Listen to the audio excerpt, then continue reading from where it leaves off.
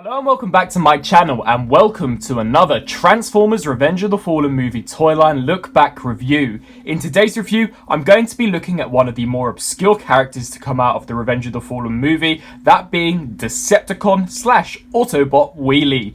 Wheelie comes to us in his tiny RC alt form. As in the Revenge of the Fallen movie, Wheelie did take the vehicle mode form of a very small remote control car, as he was a rather small Decepticon, and as you can see, I think Hasbro have done an incredible job of capturing what we see in the movie and replicating it in a deluxe class format. As you can see, he has got the front grille section, which has been done in a grey plastic, however has got some nice detailings of the front headlights. We can also pick out some spring mechanisms on either side, obviously where the RC car would bump into things, the springs would help to spring it back, so that is a really nice attention to detail. I love this smoky grey plastic that they've used for the front windscreen of the vehicle mode. It definitely does give it a very realistic appearance. I like the metallic blue paint that they've used for the lights of the front of the vehicle as well, and the actual wheels of the figure are extremely chunky and very thick, much like they would be on an RC vehicle like this. They look very authentic to the movie, and I love the rigiting detailing in them as well.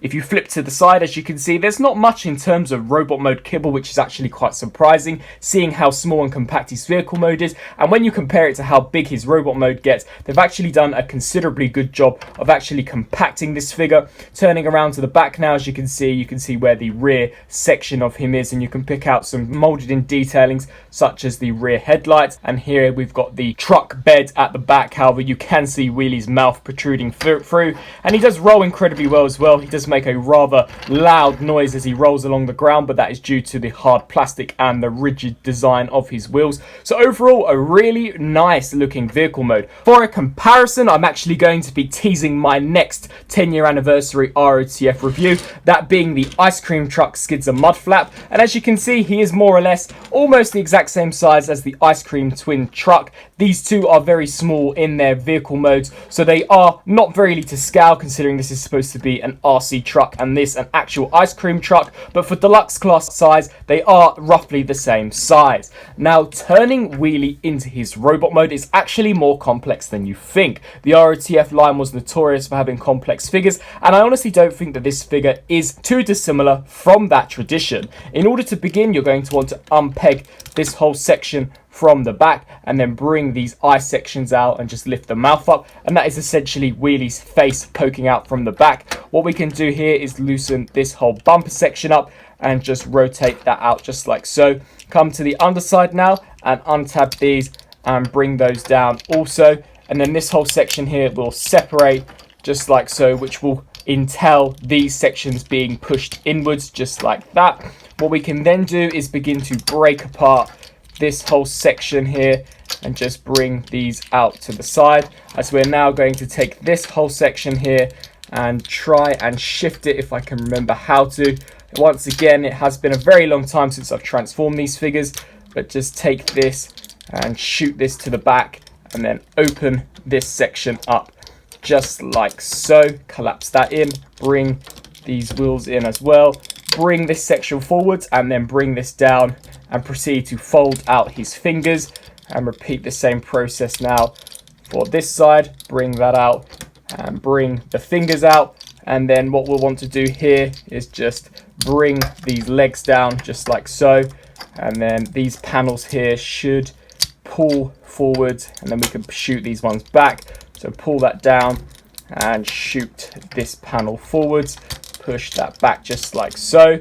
And now I will actually show you the unofficial transformation, which I believe gives him a more movie accurate look. The instructions say to leave this section like this. I like to open this up slightly, bring the neck through and then close it behind it. I just think that it gives a more movie accurate look when we actually get the figure neatened up.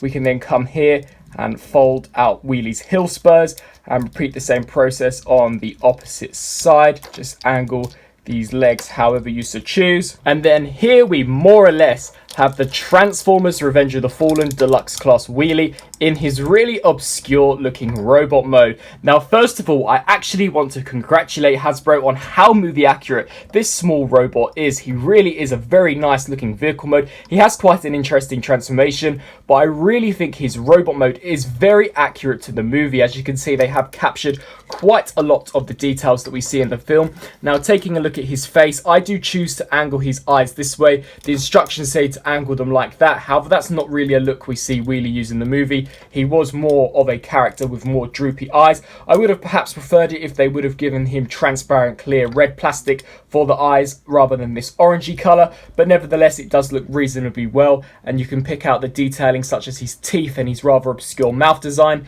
In the section here, considering this is the ROTF toy line, the Mecha Live gimmick is if you push this, he can switch from being a Decepticon to an Autobot, so that's rather a fun gimmick if you are that way inclined. And as you can see, we can pick out the detailing such as where the wheels end up in the robot mode. They do become the shoulder sections of Wheelie, and they do become the base of Wheelie, much like we see in the movie. The hands have actually got some nice detailing. I love all of the different breaks in the sculpt to make him look see-through. As in the movie, he did actually have these type of gaps in his design, and I really like the rather menacing like claws that he has as well. So that's a super nice attention to detail. And then when you turn to this section, where the suspension section was of the front bumper actually ends up where his legs are, and I think that is great, as that is definitely the area of where you would expect them to be. Considering this figure is 10 years old, these heel spur sections have become rather loose now. They're nowhere near as stiff as they used to be.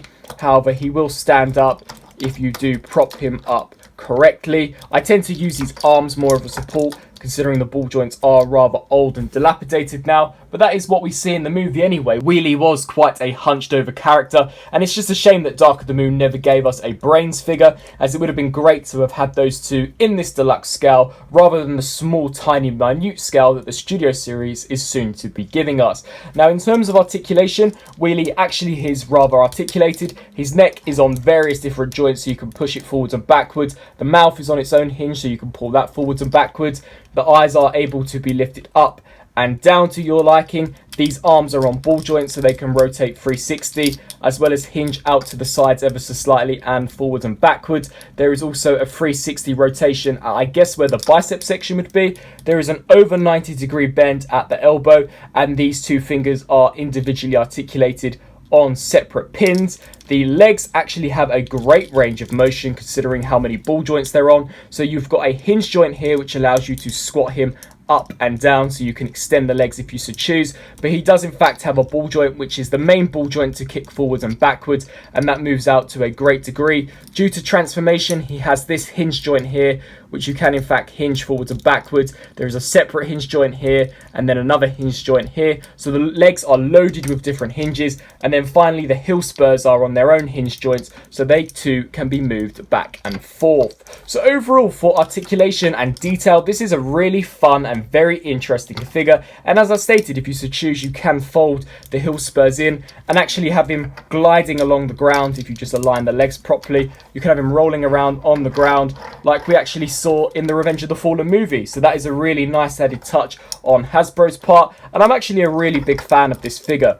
I was always a fan of Wheelie in the Revenge of the Fallen movie, and to get such a great toy of him as well really does do this character some justice. So I hope you enjoyed this very quick look back video on the Transformers Revenge of the Fallen Deluxe Class Wheelie. As I stated, stay tuned for my next review, which will be of the Ice Cream Truck Twins. So that is definitely going to be a very fun review, as that is actually one of my favourite ROTF figures, as so is Wheelie. So I hope that you enjoyed this look back review. If you did, please let me know down in the comment section below, and be sure to let me know what other figures you'd like me to take a look at in the future. Thanks for watching.